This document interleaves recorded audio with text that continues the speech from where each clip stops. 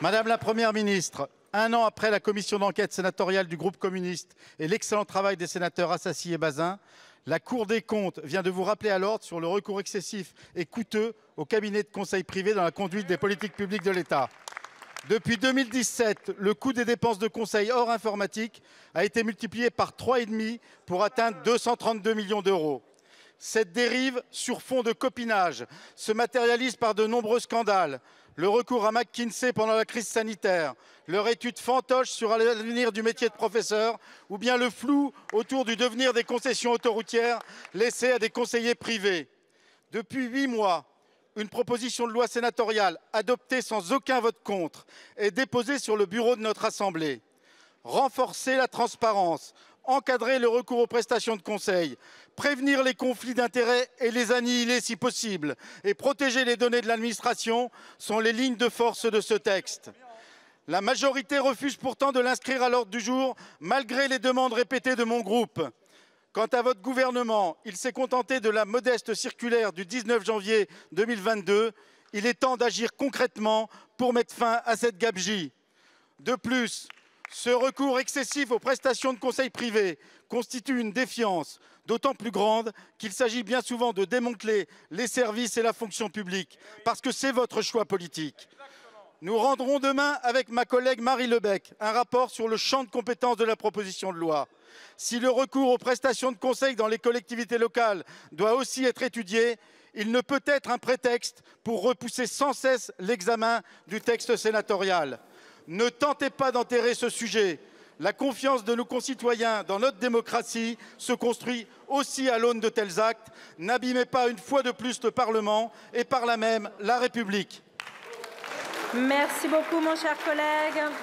La parole est à Monsieur Stanislas Guerini, ministre de la Transformation et de la Fonction publique.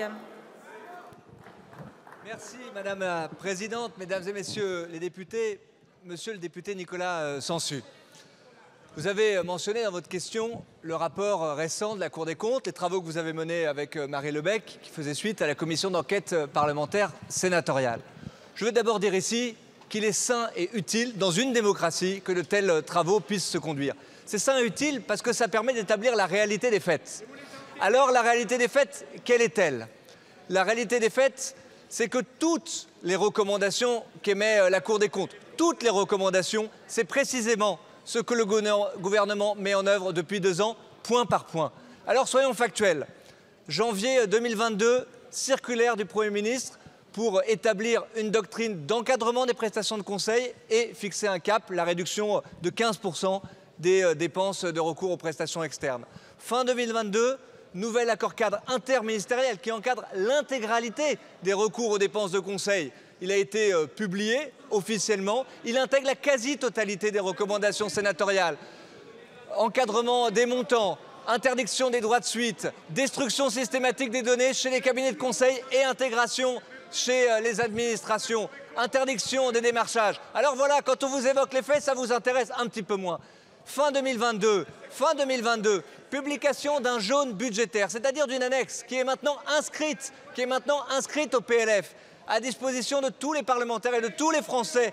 Elle recense point par point toutes les prestations de conseil des cabinets ministériels. Et les résultats sont là, monsieur le député, ça vous intéressera, puisque je sais que vous faites partie de ceux qui veulent nous aider. Eh bien, là où nous étions fixés, moins 15% de recours aux prestations de conseil, eh bien, je vous donne les résultats. Pour l'année 2022, c'est moins 35%. Alors les faits sont têtus, monsieur le député. Ils sont là et c'est le fruit de l'action de ce gouvernement. Je vous remercie, monsieur le ministre.